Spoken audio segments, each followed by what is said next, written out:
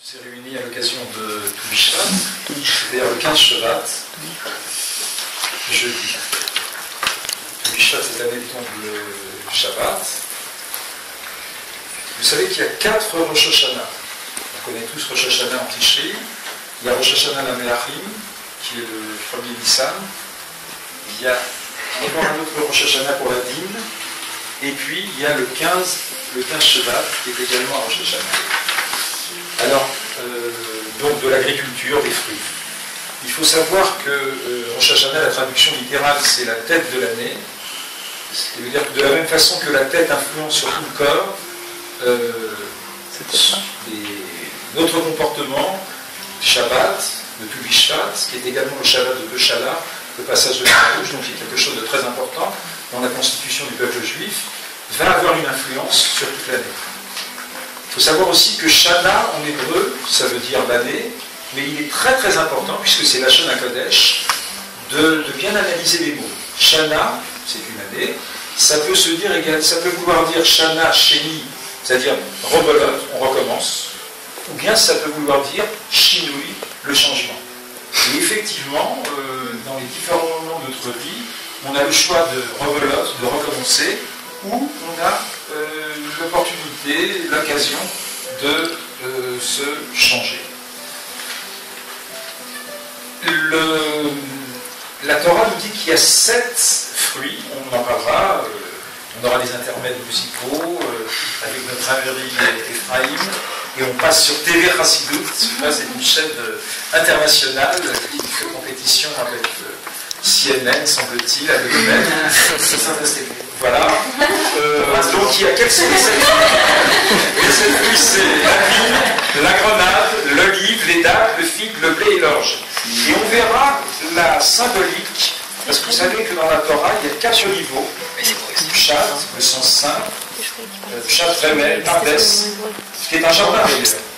Donc on revient à l'idée des fruits, le jardin. Pardes, donc Pshat, le sens littéral. Quand on lit un texte dans la Torah, on peut voir le sens littéral, ce qui est marqué. Remel, c'est l'allusion. Drash, c'est le mélitique. On avait vu hier dans le Shur que Lama, c'est un gros mot. Un mélitique, c'est le drash. C'est l'extrapolation.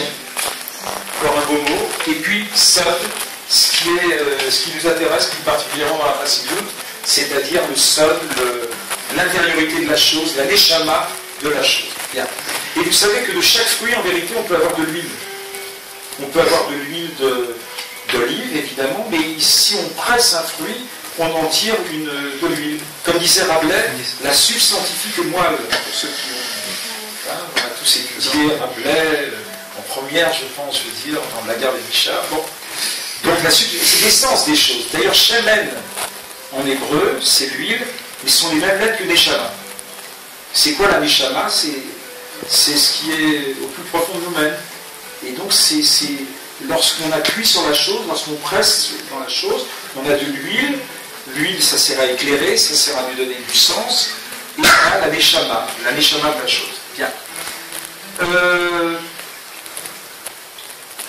Pour nous faire Tu Bishvat, après la grande neige qu'on a eue il y a 2 semaines, bon, il y a un changement climatique qui va s'opérer. On est tous nouveaux à Jérusalem, Shvat, et puis il y a tout de suite Adar qui va venir. Mais il faut comprendre que nos ancêtres, qui n'étaient pas des Gaulois, lorsqu'ils vivaient en Algérie, c'est la Méditerranée, au Maroc, en Tunisie ou en Pologne, finalement Israël c'était quelque chose d'abstrait. Bon, alors on disait le Shana Abba Yerushalayim, donc le Shana Jérusalem, mais c'était tout à fait abstrait. Grâce à nos fêtes qui sont reliées à Israël, et particulièrement à Tu Bishvat, on vivait à l'heure d'Israël. Et il y a un penseur qui s'appelle S, qui a dit, H-E-2-S, qui a dit, de son prénom, un penseur allemand, et qui a dit que les Juifs ont une patrie portative, c'est la Torah. Et effectivement, lorsqu'on analyse l'histoire du peuple juif, on voit que ce qui nous a permis de rester ce que nous sommes aujourd'hui encore, c'est ni l'endroit, le lieu, puisqu'on s'est baladé la diaspora partout, c'est ni la langue, puisqu'on parlait hébreu, mais on parlait judéo-arabe, on parlait judéo-alsacien, pour notre ami Ephraim, on parlait judéo-allemand, on parlait judéo-berbère, donc il y avait des langues différentes, c'est pas la langue. Par contre, c'est notre Kol Torah, notre culture, notre Torah, qui nous a permis de rester ce que nous sommes au fil des générations. Donc la Torah, c'est une patrie portative, et cette fête de Tou Bishvat, ça nous reliait à Israël. On n'avait pas besoin, à l'époque, il n'y avait pas Elal, donc Elal, c'est récent, c'est 65 ans, Elal, ou 60 ans. Mais on savait, selon le calendrier, qu'aujourd'hui, c'est Tou Bishvat. Le gars qui est en Pologne ou qui est au Maroc, Israël. On a dit le Shana Haba Yerushalayim. Donc c'est ce qu'on souhaitait toujours. C'était vraiment, on priait vers Jérusalem. Lorsqu'on se mariait, on cassait un verre et on disait le Shana Haba Yerushalayim. À la fin du Seder, on disait le Shana Haba Yerushalayim. Il faut s'arrêter sur le mot Yerushalayim. Alors, à votre avis, ça évoque quoi Yerushalayim? Yerakodesh. Mais le mot lui-même, Yerushalayim, ça veut dire la Yira Shalem. C'est-à-dire, Ira, c'est la crainte, Shalem, parfaite. C'est-à-dire que dans notre relation à Dieu, il y a deux attitudes. Il y a la Ira, la crainte. Ça ne veut pas dire qu'on va tout mettre à zéro, mais si vous voulez, c'est ce qu'on appelle la crainte. Il y a deux types de crainte. Il y a Ira Tata et Ira Ila, c'est-à-dire la crainte de fauter.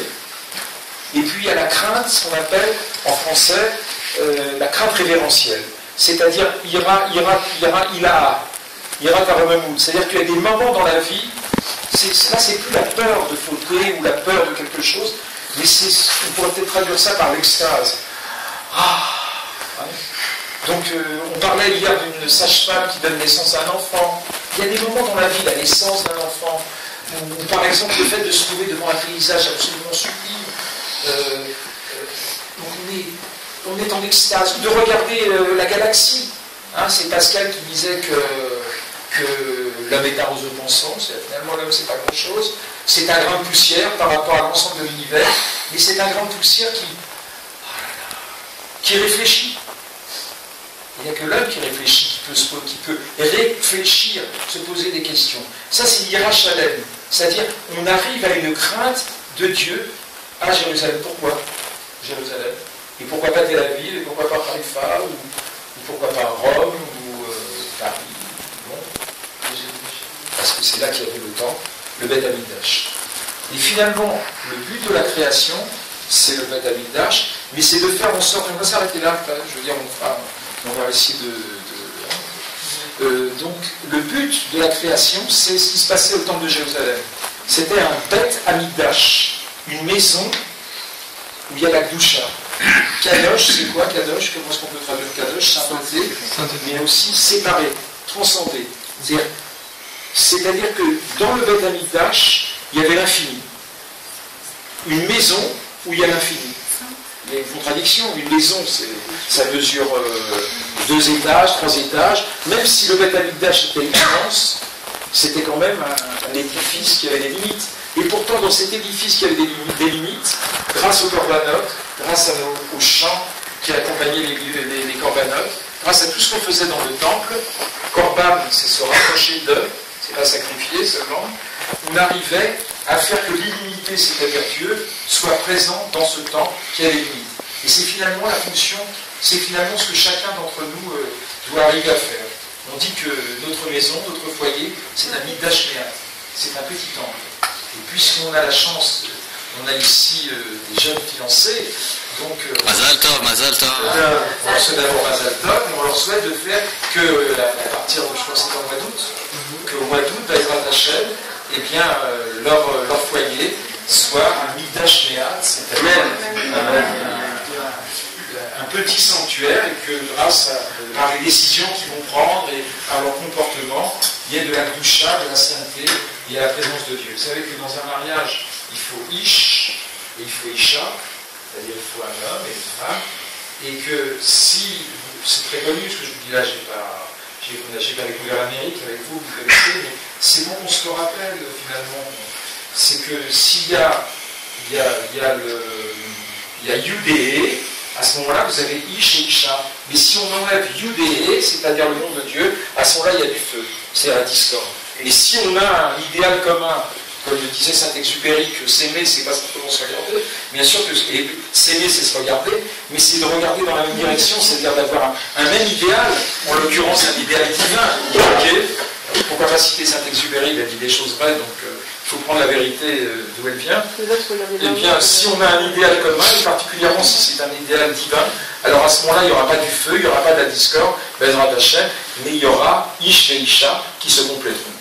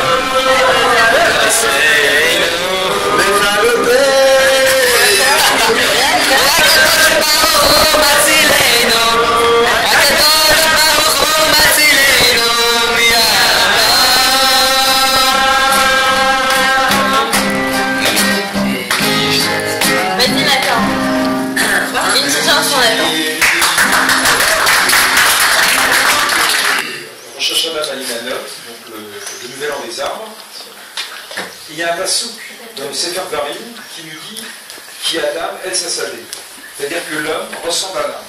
Voilà, on comprend très bien qu'un homme, il y a des bras, une tête, des pieds, un corps. Donc effectivement, il y a une ressemblance morphologique avec l'âme. Ça, c'est le chat, c'est le sens littéral.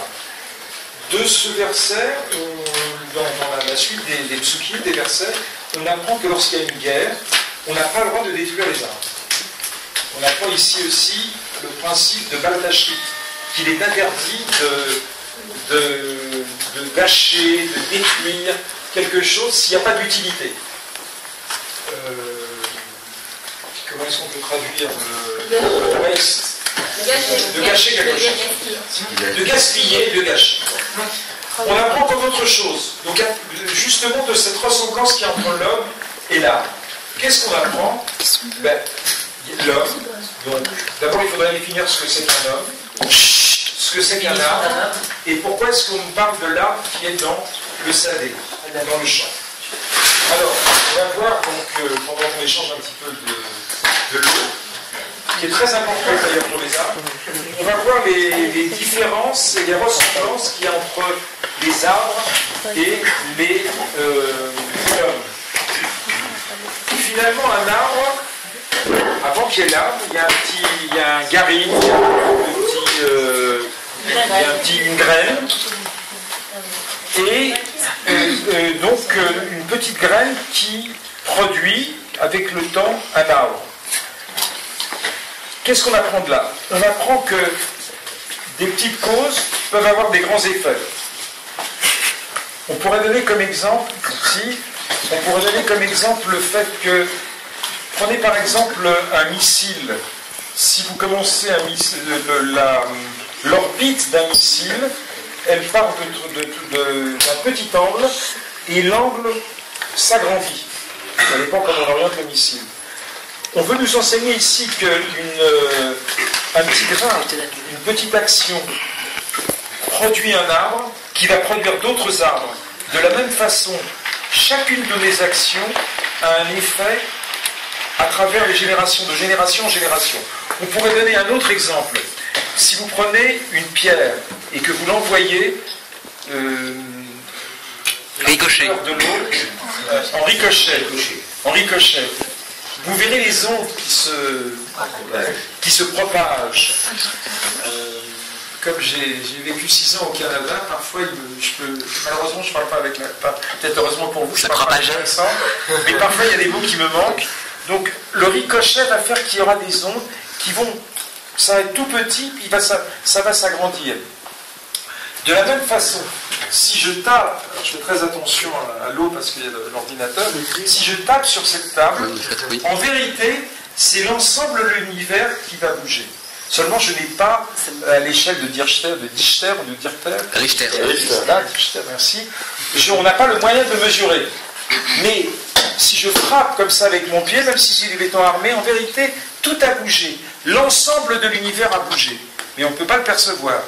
Ce que j'essaie de vous dire, c'est que tout est lié. Tout est relié. Alors ça fait très écologique, ça fait très holistique, mais c'est la réalité. Maïmonide nous dit qu'on doit considérer le monde comme une balance.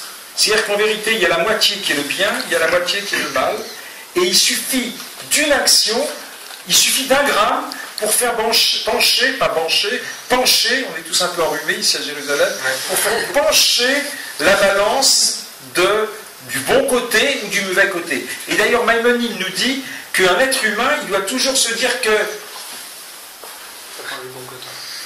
selon cette action, je vais faire pencher l'univers de tel ou tel côté. Donc finalement, cette valeur de chaque petite action, et on le voit, je veux dire, on peut le voir aussi dans la vie quotidienne, un sourire par exemple. Un sourire entraîne un autre sourire, c'est rien un sourire. On est en train de conduire, et les Israéliens ne conduisent pas toujours, conduisent un petit peu, ils ont une façon un peu spéciale de conduire. Bon, enfin, je dirais que traverser l'Arc de Triomphe, la place de l'Étoile, c'est aussi un sport assez difficile, particulier, mais on s'énerve parfois. Et bien on peut voir que parfois, par un petit sourire, on peut transformer quelqu'un. Donc, et d'ailleurs, peut-être qu'on n'est peut-être pas au summum de la politesse en Israël, je veux dire, mais il n'y a pas de doute qu'il y a une interaction, interréaction.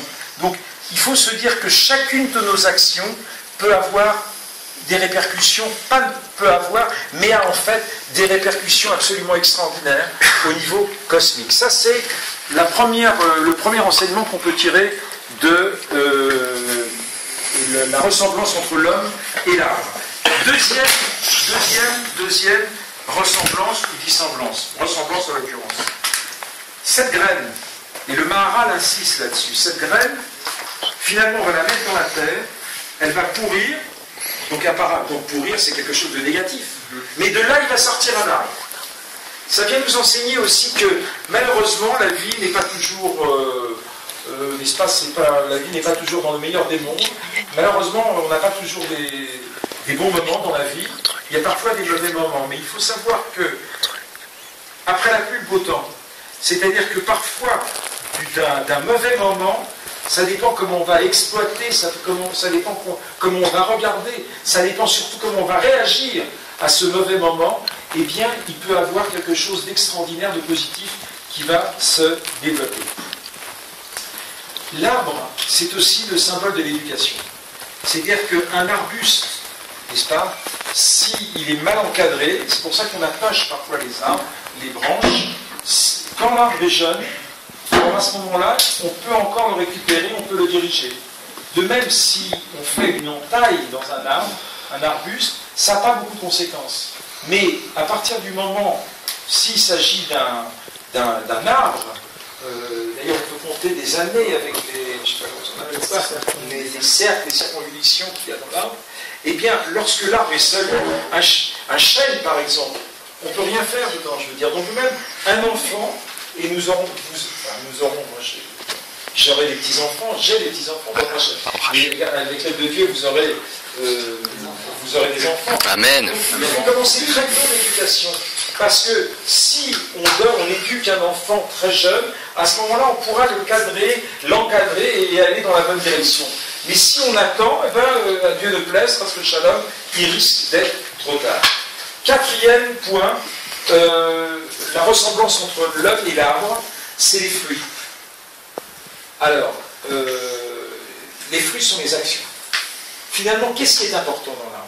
C'est les feuillages. Alors, on voit dans les Pirkei Avot que les feuillages, c'est la sagesse. Parce que les feuillages, c'est ce qui est au niveau de la tête, c'est la sagesse. Ensuite, il y a le corps, n'est-ce pas? Et puis ensuite, il y a les racines.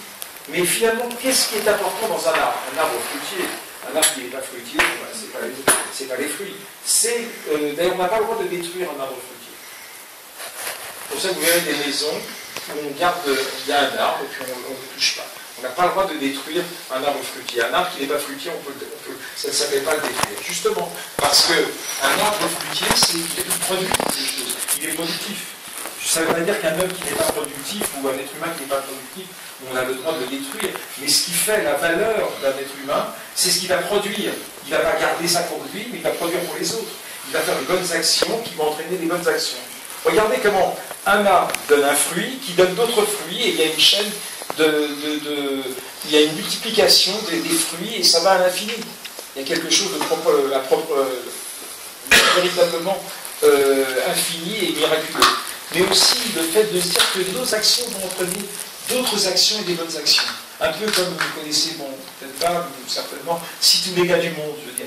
La bonne volonté. On voit que quand il y a des grandes tragédies, à ce moment-là, bon, même si les gens ont peut-être une tendance égoïste, moi je reste optimiste, un petit peu comme Rousseau, je veux dire que la nature humaine est bonne, et je pense que ça correspond finalement au judaïsme. Le judaïsme nous enseigne qu'on a une bonne nature, mais que malheureusement il y a une écorce. Hein. Dans un fruit, vous avez la graine, vous avez le fruit lui-même, et puis vous avez une écorce qui entoure. Mais finalement, l'être humain, il est bon.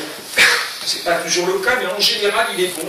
Bon, il est entraîné dans le train-train, métro, boulot, dodo, la famille, les enfants, les dettes, les billes, c'est-à-dire les règles, etc., etc. Mais lorsqu'il y a des coups durs, eh ben, les gens se donnent, on se serre les coudes, il y a une solidarité. On le voit particulièrement en Israël. Il y a la droite, il y a la gauche, mais dans les cas durs, spécialement à Dieu plaise, il y a l'union nationale.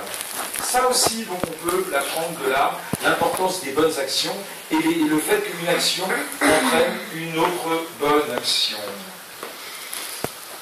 Enfin, pour terminer, avant que tout le monde s'endorme, je veux dire, puisqu'il est quand même 2h du matin, je veux dire, on commence un peu à être fatigué, c'est jeudi, c'est la fin de la semaine. 2h du matin.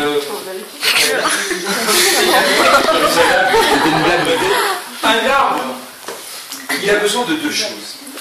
Il a besoin de l'eau et il a besoin du soleil. D'ailleurs, on voit aussi que l'arbre, c'est fondamental. Il y a le phénomène de la photosynthèse, n'est-ce pas? Et bon, on a tous appris ce phénomène, je ne vais pas le répéter, je trouve que c'est un peu opposé. Je veux paraître, je sais tout, je peux tout, ce qui n'est malheureusement pas le cas.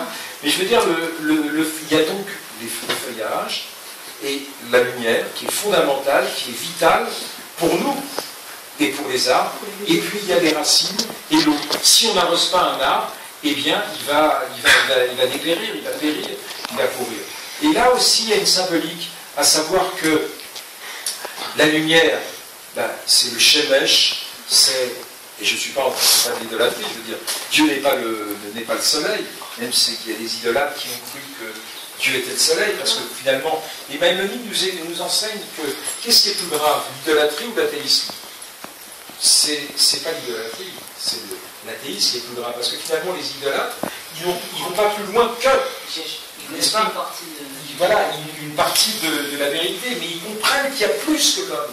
Alors ils se trompent, ils pensent que c'est le soleil, ils pensent que c'est le feu. Vous connaissez ce midrash avec Abraham, etc. Il est connu, on ne sait pas le moment de le répéter. Mais si vous voulez, le soleil, ce n'est pas Dieu, mais symbolise Dieu, dans la mesure où Dieu est source de lumière, il donne la vie. Et aussi parce que le soleil, il se répand partout, on ne peut pas arrêter le soleil. Et aussi parce que le soleil, c'est la lumière, et que finalement, Dieu est la lumière, c'est pas simplement qu'il donne la vie, mais il nous éclaire. C'est-à-dire qu'on est dans l'obscurité, il nous dirige, il nous éclaire. Et puis il y a l'eau, et l'eau qui arrive par les racines.